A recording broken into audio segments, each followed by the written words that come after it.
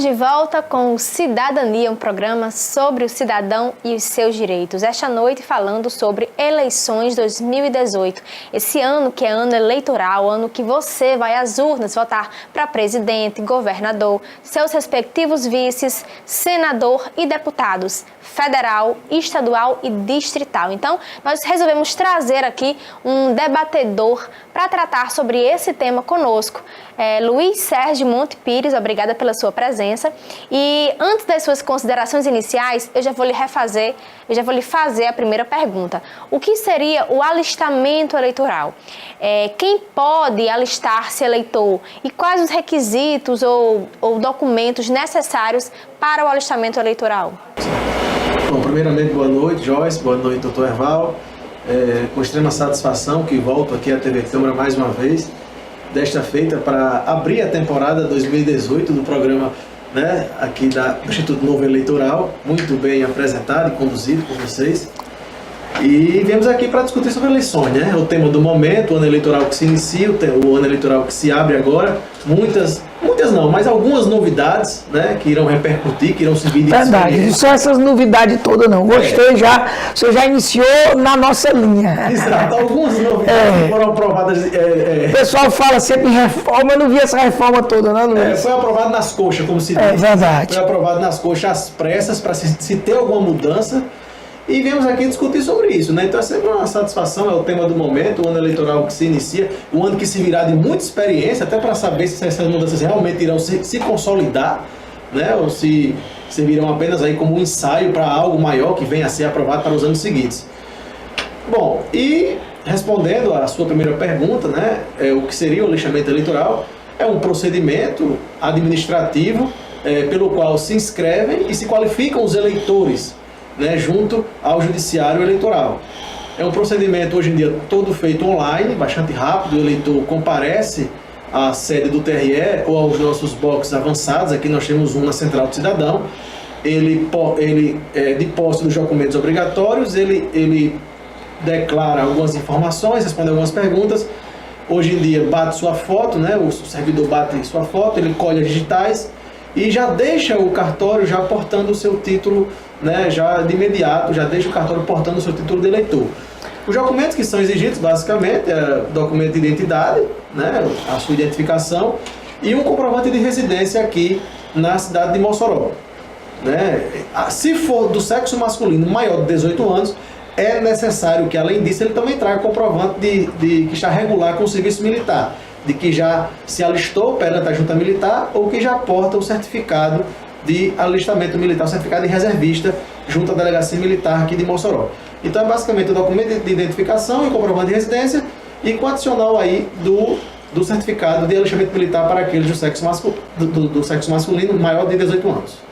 Então o alistamento eleitoral é como se fosse um cadastro para que você possa votar. É um procedimento administrativo pelo qual se inscrevem as pessoas, os cidadãos, para que a partir daí ele possa exercer, né, o seu voto na urna nas próximas eleições. A partir de quantos anos pode cadastrar-se eleitor? O alistamento é obrigatório a partir dos 18 anos. Contudo, a Constituição permite o alistamento a partir dos 16 anos. E uma regra interessante é que nós já podemos alistar menores com 15 anos de idade, já na abertura do ano, agora 2018, desde que, logicamente, ele completa os 16 até o dia da eleição. Inclusive, o porquê dessa possibilidade é bem interessante, né? Porque nós temos uma data limite para fechamento do cadastro, que é o dia 9 de maio. E uma adolescente, há uns anos atrás, há mais de 12, 14 anos atrás, uma adolescente que tinha 15 anos, ela completaria 16 após o mês de maio e antes da eleição. E ficou indignada por não poder tirar o título porque o cadastro está fechado.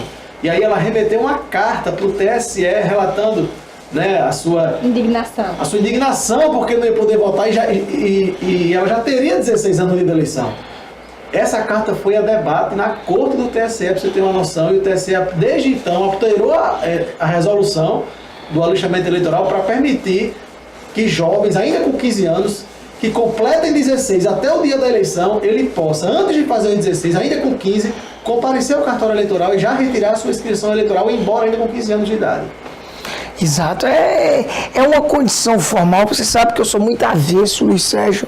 Eu fico muito à vontade, até digo da alegria e satisfação que a gente tem de mais uma vez recebê-lo aqui no programa, estreando a temporada de 2018, porque Luiz Sérgio, trabalhei com ele por 2 anos, né? 2 anos, na realidade, é uma situação inusitada. Nós trabalhamos por 3 eleições seguidas, acho que nunca mais isso vai acontecer. Nós fizemos a eleição de 2012, fizemos a eleição suplementar, que foi evidentemente uma coisa super diferente, a primeira eleição suplementar da história, e ainda fizemos uma no início, o primeiro turno da eleição de 2014, né? Fizemos justamente porque o nosso querido juiz à época, Dr. Patrício, sofreu um acidente e ficou doente, foi uma cirurgia, e quem sofreu um acidente fui eu. As coisas do destino, né? Mas faz parte da alegria que eu tenho. Então, algumas formalidades eu confesso que não gosto, mas essa não é uma formalidade que possa ser dispensada. Verdadeiramente você só pode participar da eleição se você estiver justamente naquele cadastro que fecha dia 9 de maio, como o Luiz Sérgio chamou, porque é o quadro de eleitores. Como é que a gente vai ficar numa insegurança que a gente não sabe qual a quantidade de votantes? Imagine como é que a Justiça Eleitoral vai preparar a eleição. Por isso que o alistamento eleitoral existe até um determinado período. Evidentemente a gente quer que a maior quantidade possível de eleitores possam participar, porque a legislação permite, inclusive, um voto facultativo dentro de um determinado espaço, e, evidentemente, temos que se organizar com esse alistamento eleitoral. Chamar a atenção do eleitor para que compareça agora, já agora, no mês de fevereiro, março, não deixar para a última hora, para que aquelas filas não se repitam. Difícil. É difícil porque só... O brasileiro é impressionante. Né? A gente cansa de chamar. É meio que nada. A gente faz um apelo na mídia local para que não deixe... Mas é uma agonia, o pessoal deixa, e ainda tem a cara de pau, me perdoe, sabe que eu falo mesmo, de depois reclamar da Justiça Eleitoral, dizer, Ave Maria, como é que pode, sem conforto nenhum, um negócio daquele até meia-noite, 1 hora. Meu amigo, você pode ir agora na maior tranquilidade, você ser atendido de forma VIP, você ser atendido com a maior tranquilidade do mundo. Aí você quer deixar para o último dia e ainda quer reclamar da justiça? Ainda brincadeira. Paciência. Eu digo o que penso na hora. Quem está errado é você, amiga e amiga. Você tem que ir logo agora para você ser bem atendido, porque a Justiça Eleitoral procura também o nível de excelência. Agora, atender meio mundo de gente, imprevisível a quantidade de pessoas, no último dia ainda querer ser bem atendido, é muita cara de pau. Para o senhor ter uma ideia, doutor Evaldo, nesses 2 dias pós-carnaval, quinta e sexta, né, os dias de expediente da semana do carnaval, o expediente começou, simplesmente não havia ninguém para ser atendido. Não havia uma pessoa sequer para tirar o título de eleitor. Quinta e sexta-feira foram dias vazios, ou seja, por isso aí a gente já prevê que a grande maioria, 90%, vai deixar para a última semana lá em maio. Mas vai reclamar. O que eu fico indignado é que vai reclamar. E aí não tem planejamento estratégico nenhum que a Justiça Eleitoral possa fazer para imaginar e querer se preparar, inclusive dentro das condições, para receber essa quantidade de pessoas que deixam para o final. Ô Luiz Sérgio, o jovem com 18 anos, ou que quase completa, né, 16, como você falou, ele já pode tirar o título, né? Na realidade, o primeiro ele deve, né?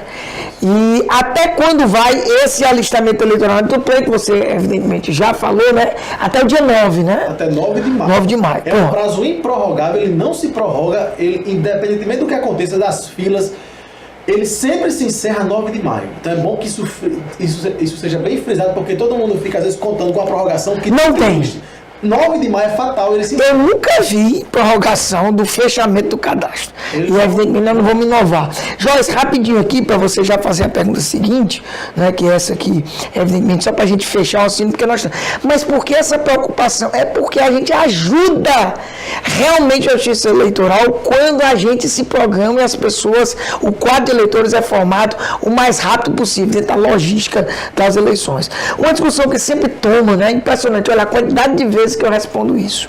Eu acho que eu estou, não vou dizer que estou cansado, porque eu sou um homem realmente de prestar as informações, Twitter, Facebook, Instagram, mas eu queria prestar essa informação mais uma vez, de forma pública aqui nas nossas participações. Com aquela história que Luiz, da validade dos votos nulos e brancos, né? Aquela história da suposta anulação da eleição se mais da metade dos votos forem nulos. É verdade essa afirmação? E qual o status dos votos brancos e nulos nas eleições brasileiras? Olha, desde que eu comecei a ter mais intimidade com o direito eleitoral, eu descobri que ele é permeado por lendas. E essa daí é uma lenda antiga. Desde que eu entrei tem essa história. E essa pergunta se repete a cada eleição. Não tem jeito. Já tem ministros do Supremo que se manifestaram em público, ministro do TSE explicando, mas não tem jeito. Sempre vem pessoas perguntando isso. Se mais da metade dos eleitores votarem nulo ou em branco, se a eleição será anulada. E vamos anular, achando que... isso eu quero saber... A internet é a campanha pelo voto nulo para anular a eleição.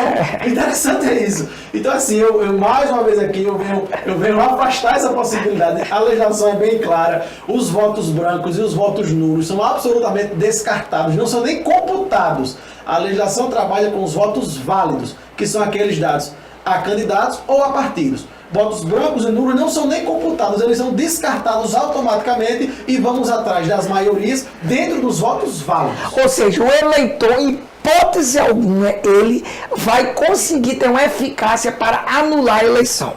Quem anula a eleição, tá?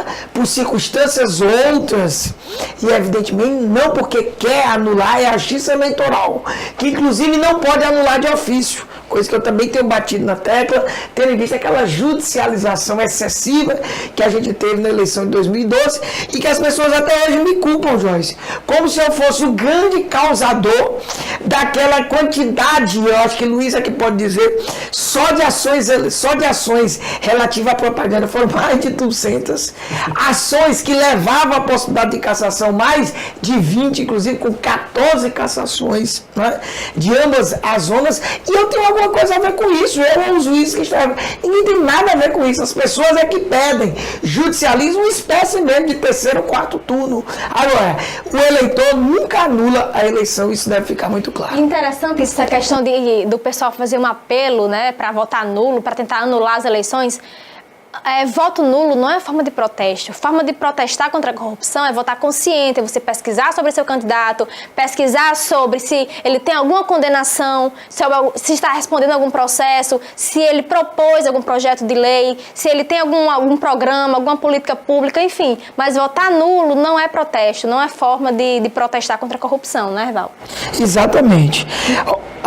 Até porque, Joyce, eu venho aqui colocando, esse voto consciente, principalmente depois desse período que a gente se encontra, vamos dizer, de um amadurecimento sobre a importância da democracia e do próprio combate à corrupção, seria simplesmente fantástico se a gente conseguisse avançar com um voto mais qualitativo já nas eleições de 2018.